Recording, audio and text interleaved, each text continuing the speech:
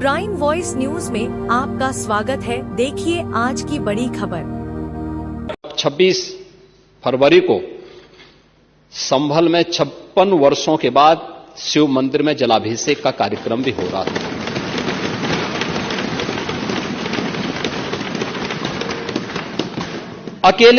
अकेले संभल में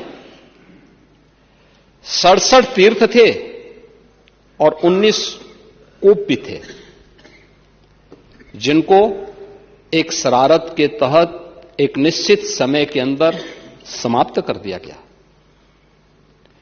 और जिनमें से 68 तीर्थों में से 54 तीर्थों को ढूंढना ये तो हमारी विरासत का हिस्सा है और हमने तो वही किया है।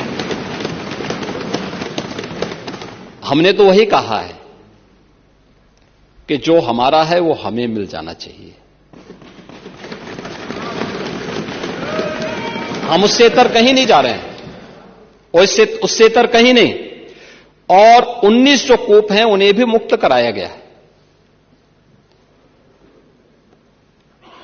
सच कड़वा होता है और उस कड़वे सच को स्वीकार करने की सामर्थ्य भी होनी चाहिए। लेकिन आपने बोला है, मुझे बहुत अच्छा लगा।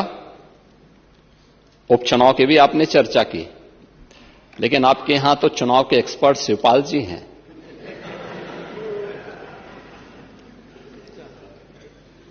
और चच्चू से ज्यादा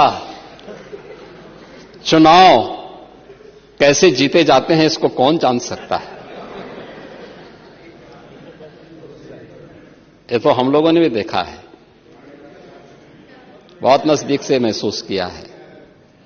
और इसीलिए अच्छा ही है परोपदेश कुशल बहुते रहे, इसी को कहते हैं। ये दूसरों को उपदेश देते हैं आप लोग, लेकिन स्वयं उसको आचरण में उतारे होते तो संभवतः इतनी करारी हार नहीं होती और 2027 में भी इतनी करारी हार नहीं होने वाली। आज की ये समाजवादी पार्टी डॉक्टर लोहिया का नाम तो लेती है, लेकिन डॉक्टर लोहिया के मूल्यों और आदर्शों से बहुत दूर जा चुकी है। दोनों मुद्दों पर,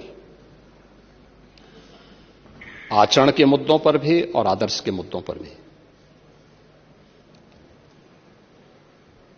आपका आचरण,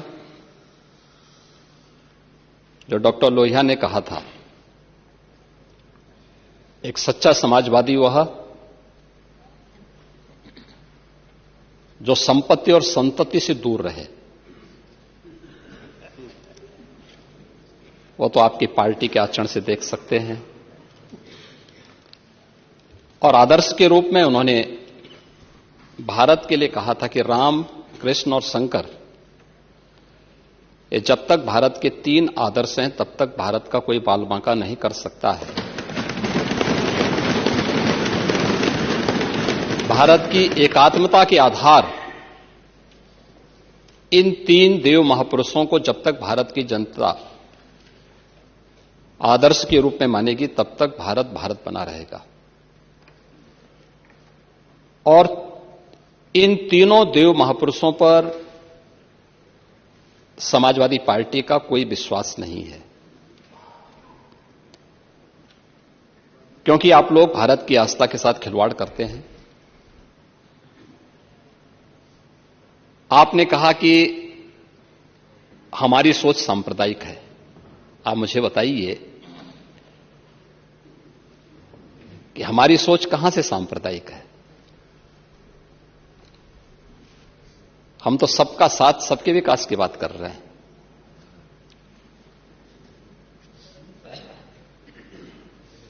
हमारा तो आदर्श है सर्वे भवन्तु सुखिनः सर्वे सन्तु निरामया का।